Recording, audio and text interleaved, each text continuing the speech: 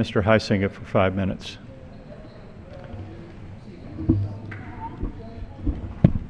Thank you, Mr. Speaker. I appreciate the opportunity to address the House and to address the nation today.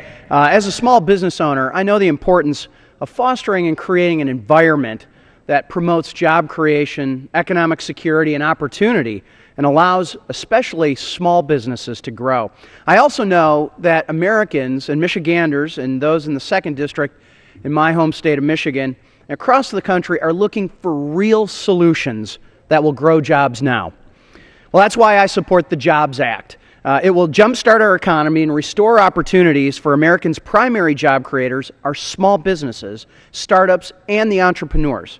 Now, I've been around long enough in my first year here, Mr. Speaker, to unfortunately see that sometimes you have to repackage ideas and put a different colored bow on it for people to accept it, because what we're going to be passing has been passed. I sit on the Financial Services Committee. We've passed a number of these bills, and all of these bills, I believe, and that's part of what America's Job Creators plan that the House Republicans have put forward. But what we're doing today is we are going to be putting this Jobs Act. It's comprised of 6 bills that have been approved by the committee.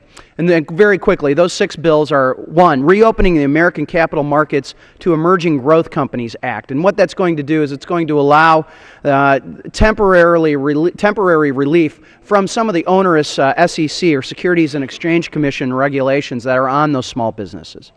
Number 2, the Access to Capital for Job Creators Act is going to allow small companies raise capital by, again, removing some of those regulatory bans that are in there, and that say that a small business can't use advertisements to go try to get and attract investors.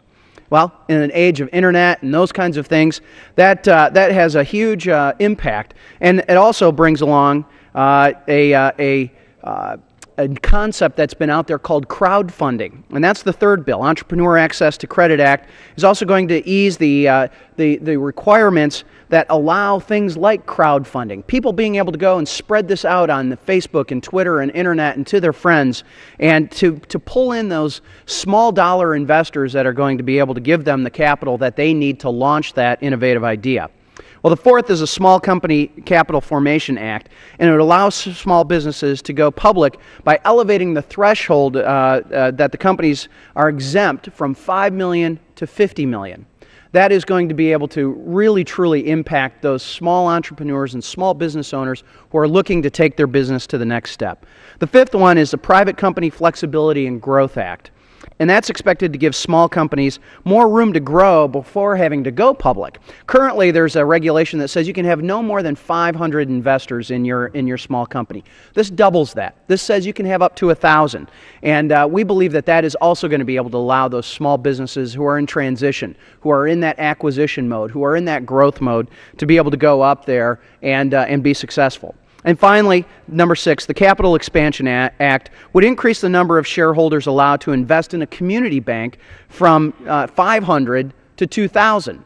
And why would we include this part? Well, community banks really are the backbone of many of those small investors. They're the ones that they go to church with and shop at the grocery store with. They know their businesses. They may know that it's been a long-term relationship with that local community bank. And by be able to expand the footprint of those community banks, we're going to be able to expand their lending power as well to those small businesses. Well, it's interesting that here we actually have a bipartisan package of bills. This isn't just something that's the Republicans' ideas. In fact, in the Financial Services Committee, we had this as bipartisan votes, and really it's truly going to help create a healthier environment for small businesses to hire and expand. In fact, President Obama's administration released what's called a Statement of Administration Policy yesterday supporting this very act. We welcome his support and recognition of this bill's innovative solutions to ensure that small businesses can access capital needed to expand, hire, and invest. And again, that's because you, the American people, us here in the House of Representatives, are looking for those real, honest solutions.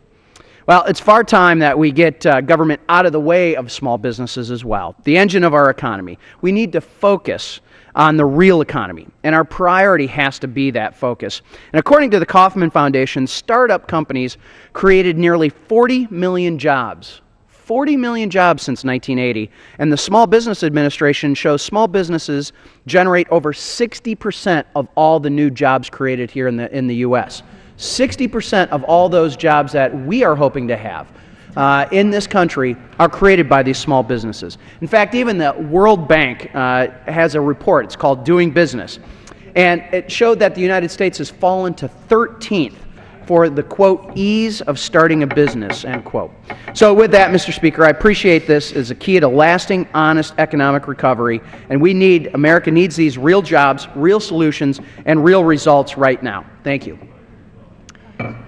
Chair recognizes the gentlelady from California, Ms. Spear, for 5 minutes. Thank you. I ask unanimous